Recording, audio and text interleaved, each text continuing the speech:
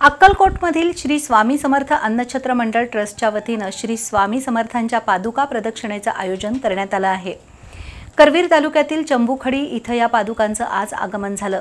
स्वामींच्या पादुकांचं दर्शन घेण्यासाठी भक्तांनी मोठी गर्दी केली होती। दरम्यान शिवशाही तरुण मंडळाच्या वतीने भाविकांना प्रसादाचं वाटप करण्यात आलं। अक्कलकोटमधील श्री स्वामी समर्थ अन्नछत्र मंडळ ट्रस्टच्या वतीने दरवर्षी स्वामींच्या पादुका आणि पालखी प्रदक्षिणेचे आयोजन केले जाते। या निमित्ताने स्वामी समर्थांच्या हजारो भाविकांना आपापल्या गावातच स्वामींच्या पादुकांच्या दर्शनाचा लाभ मिळतो।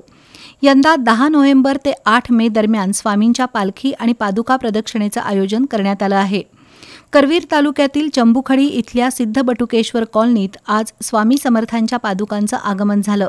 मुख्य पुरोहित संजय कुलकर्णी, अन्नछत्र मंडळाचे विश्वस्त संतोष भोसले, स्वामी भक्त रंजना स्वामी यांनी या पादुका शिवशाही तरुण मंडळाच्या मंडपात विराजमान केल्या।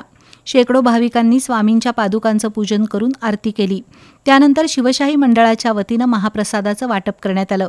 यावेळी विजय तुप्पद, गणेश तुप्पद, अनिल कडगावे, रामगोंडा बिरादर, दत्ता आवळे, सिद्धेश पाटील, मेघा तुप्पद, विद्या बिरादर, ज्योती कडगावे यांच्यासह स्वामी भक्त उपस्थित होते।